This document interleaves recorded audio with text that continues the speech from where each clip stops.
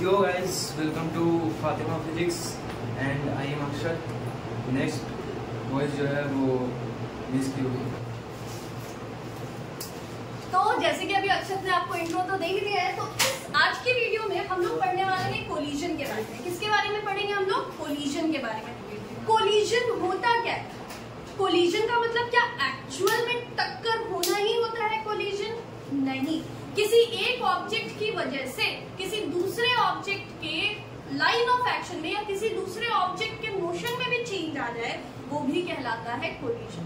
जैसे कि मान लीजिए एक चार्ज पार्टिकल है, अगर हम दूसरा या फिर उस चार्ज पार्टिकल को इलेक्ट्रिक फील्ड रीजन के पास से ले जाए या फिर कोई दूसरा चार्ज पार्टिकल वहां से मौजूद है, तो क्या उसके मोशन में वो दूसरा दूर बैठा चार्ज पार्टिकल अपना कुछ इफेक्ट डालेगा या नहीं डालेगा? नहीं डालेगा? डालेगा। तो वो भी तो कोलिजन ही हुआ।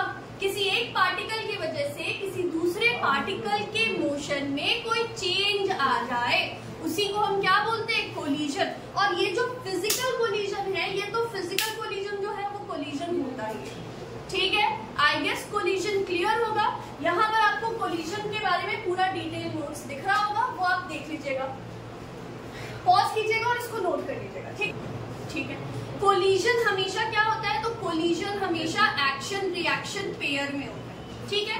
अब एक बात आप याद रखिएगा, चाहे कोलिजन किसी भी तरीके का हो, मोमेंटम को हमेशा कंजर्व करना है। ठीक है, नोट में इसको डालिएगा, in all types of collision momentum remains conserve.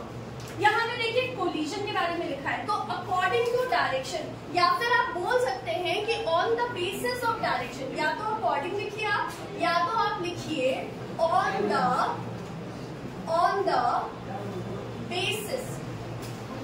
The basis of direction. Direction के बेसिस पे कोलिजन कितने तरीके का मिला हमें? दो तरीके का। कितने तरीके का मिला? दो। कौन कौन सा? हेड ऑन कोलिजन और दूसरा हुआ ऑब्लिक कोलिजन। क्या होता है हेड ऑन कोलिजन और क्या होता है ऑब्लिक कोलिजन? तो हेड ऑन कोलिजन में हम लोगों को पता है, या फिर अभी हम लोग पढ़ेंगे, हेड ऑन कोलिजन उसको बोलते हैं जब लाइन ऑफ एक्शन जो होता है बिफोर कोलिजन, ऑब्जेक्ट जिस लाइन के अबाउट चल रहा, आफ्टर कोलिजन भी उसी लाइन के अबाउट, उसी एक्सिस के अबाउट मोशन हो रहा। वेलोसिटीज मेन टचिंग, डायरेक्शन हो सकता है पॉजिटिव से निगेटिव हो जाए, बट लाइन ऑफ एक्शन जो है वो थ्रू आउट सेम रहेगा। कैरम बोर्ड में जो हम पॉकेट टू पॉकेट शॉट लेते हैं, वो सबसे बेस्ट एग्जाम्पल होगा हेड ऑन कोलिजन का। ऐसे कोलिजन को क्या बोलते हैं हम? Head on collision. क्या बोलते हैं? Head on collision. अब जैसे कि यहाँ पर आप देखिए, ये हो गया लाइन ऑफ एक्शन।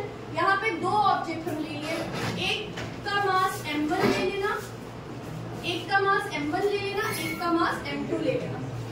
ठीक है, तो m1 वाले की वेलोसिटी मान लीजिए v1 और m2 वाले की वेलोसिटी मान लीजिए v2। ठीक, ये कोलिजन कब होगा? जब पीछे वाले की वेलोसिटी ज्यादा हो या कम? कोलिजन तभी होगा जब पीछे वाले की वेलोसिटी ज्यादा होगी और आगे वाले की वेलोसिटी कम। ठीक है, मान लो ये कोलिजन हो गया, ये था आपका बिफोर कोलिजन का। गलत नहीं समझना, पूरा लिखो, बिफोर कोलिजन।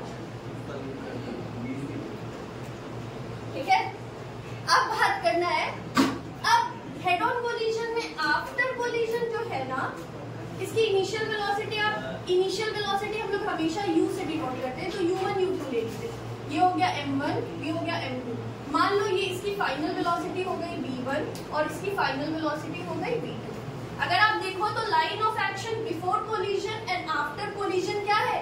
सेम ही है। तो इस तरीके के कोलिजन को क्या बोलते हैं हम लोग? Head on collision. क्या बोलते हैं? Head on collision. अब बात करते हैं ऑब्लिक कोलिजन। सेम इसका उल्टा, इसमें सेम होता है लाइन ऑफ एक्शन, इसमें सेम नहीं। कैरम बोर्ड में हम जो एंगल शॉट लेते हैं, वो सबसे बेस्ट एग्जाम्पल होगा ऑब्लिक कोलिजन का। मान लो कि दो ऑब्जेक्ट आया, इसका मास m1, इसका मास m2। इनिशियल वेलोसिटी इसकी u1, इसकी initial velocity u2। After collision क्या होगा? एक उधर चला जाएगा और एक इधर आ जाएगा, m1 m2। इसकी वेलोसिटी v1, इसकी वेलोसिटी v2। क्या इसका line of action before and after collision same है? नहीं। तो ये कोलिजन, इस टाइप का कोलिजन क्या कहलाता है? Oblique collision. तो on the basis of direction collision is of two type, head on collision and oblique collision. Head on collision में क्या हुआ? Velocity of object before collision is in the same axis और is in the same line after collision, but यहाँ पर direction जो है वो change होगा। ये था डायरेक्शन के बेसिस। अब बात करते हैं कोलिजन को on the basis of conservation of kinetic energy. Momentum नहीं लेंगे। मोमेंटम क्यों नहीं लेंगे? Because in all type of collision the momentum itself remains conserve. बोलने का मतलब सारे कोलिजन में इनिशियल मोमेंटम और फाइनल मोमेंटम क्या होगा? बराबर। तो on the basis of conservation of kinetic energy momentum भी हमारा 3 तरीके का हुआ। कितने तरीके का हुआ? 3 तरीके का। पहला हुआ इलास्टिक कोलिजन, दूसरा हुआ इनइलास्टिक कोलिजन और तीसरा हो जाएगा परफेक्टली इनइलास्टिक कोलिजन। देखिएगा, इलास्टिक कोलिजन रियल लाइफ में आपको कभी नहीं देखने को मिलेगा। अगर एक गाड़ी और एक ट्रक टकराया तो क्या होगा? कुछ ना कुछ डिफॉर्मेशन होगा शेप में, गाड़ी के भी और ट्रक के भी। दूसरी चीज आवाज होगा, साउंड एनर्जी के फॉर्म में होगा। दोनों के बीच में फ्रिक्शन क्रिएट होगा, फ्रिक्शन के इसमें एनर्जी का लॉस हो जाएगा। तो क्या एनर्जी कंजर्व रहेगी? तो रियल लाइफ में जितनी भी कोलिजन्स होती है ना, उसमें किसी न किसी फॉर्म में एनर्जी का लॉस होता ही है। बट क्योंकि हमें पढ़ना है तो हम पढ़ रहे इलास्टिक कोलिजन। इलास्टिक कोलिजन वैसा कोलिजन है जिसमें एनर्जी का कोई लॉस नहीं होता है। बिफोर कोलिजन और after collision energy remain same. तो काइनेटिक एनर्जी कैसा होता है इलास्टिक कोलिजन में? कंजर्व्ड रहता है। बोलने का मतलब काइनेटिक एनर्जी इनिशियल और काइनेटिक एनर्जी फाइनल कैसा होगा? बराबर होगा। दूसरा क्या हुआ अपना? Inelastic collision. अब ये है अपना रियल लाइफ वाला, क्योंकि आपको मालूम है और हम सबको मालूम है कि क्या होता है इनइलास्टिक कोलिजन में कुछ ना कुछ एनर्जी का लॉस होता है। इनइलास्टिक कोलिजन में क्या हुआ? एनर्जी का लॉस हुआ, मतलब बिफोर कोलिजन और आफ्टर कोलिजन एनर्जी सेम नहीं रहेगा। अब जल्दी से जोर से बताओ कि कोलिजन में एनर्जी कब ज्यादा होगी इनइलास्टिक में, पहले या बाद में? बिफोर कोलिजन या आफ्टर कोलिजन? एनर्जी कब ज्यादा होगी? सबसे आंसर चाहिए, बिफोर कोलिजन या आफ्टर कोलिजन? बिफोर। पहले एनर्जी ज्यादा होगी, फिर उसके बाद कोलिजन हुआ होगा और कोलिजन में कुछ एनर्जी का लॉस हो गया होगा, मतलब आफ्टर कोलिजन एनर्जी कम होगी। तो इनइलास्टिक कोलिजन में इनिशियल काइनेटिक एनर्जी और फाइनल काइनेटिक एनर्जी बराबर नहीं होता है। मतलब बिफोर कोलिजन काइनेटिक एनर्जी ज्यादा होता है और आफ्टर कोलिजन काइनेटिक एनर्जी कम हो जाता है। हुआ क्या? एनर्जी कहाँ गया? Some energy loss during collision. किस फॉर्म में? In the form of heat, light, sound, किसी भी फॉर्म में जाएगा। अब आते हैं हम लोग परफेक्टली इनइलास्टिक कोलिजन।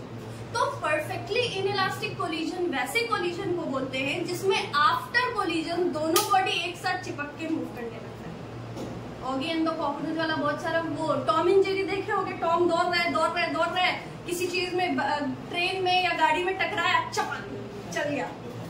तो वो कोलिजन तुम्हारा होगा परफेक्टली इनइलास्टिक कोलिजन। तो याद रखिएगा परफेक्टली इनइलास्टिक कोलिजन में क्या होता है? After collision both bodies stick together and move. Perfectly inelastic collision में क्या होगा? After collision both bodies stick together and move. चलिए एक बार जल्दी से मेरे साथ सारे लोग बोलेंगे। On the basis of direction collision कितने तरीके का हुआ? 2। कौन कौन सा? Head on collision and oblique collision. आप भी बोलिए साथ साथ। On the basis of kinetic energy conservation energy कितने तरीके का हुआ? 3। कौन कौन सा? Elastic collision, inelastic collision and perfectly inelastic collision. Elastic collision में क्या होगा? काइनेटिक एनर्जी कंजर्व रहेगा, मतलब काइनेटिक एनर्जी इनिशियल और काइनेटिक एनर्जी फाइनल सेम होगा। इनइलास्टिक कोलिजन में क्या होगा? काइनेटिक एनर्जी कंजर्व नहीं होगा। ठीक है, कंजर्व नहीं होगा फाइनल बराबर नहीं होगा। बराबर नहीं होगा मतलब बिफोर कोलिजन एनर्जी ज्यादा होगी, some energy will loss during collision and after collision energy कम होगी। ठीक है, और परफेक्टली इनइलास्टिक कोलिजन में क्या होगा? In this type of collision, both bodies stick together and move. After collision दोनों चिपक गया और साथ में move। ठीक है, तो I guess collision आप सबको क्लियर होगा। So if you like this video, then don't forget to like, share, comment and subscribe। चलिए तो जल्दी से स्क्रीन को पॉज कीजिए और इसको नोट डाउन कीजिए।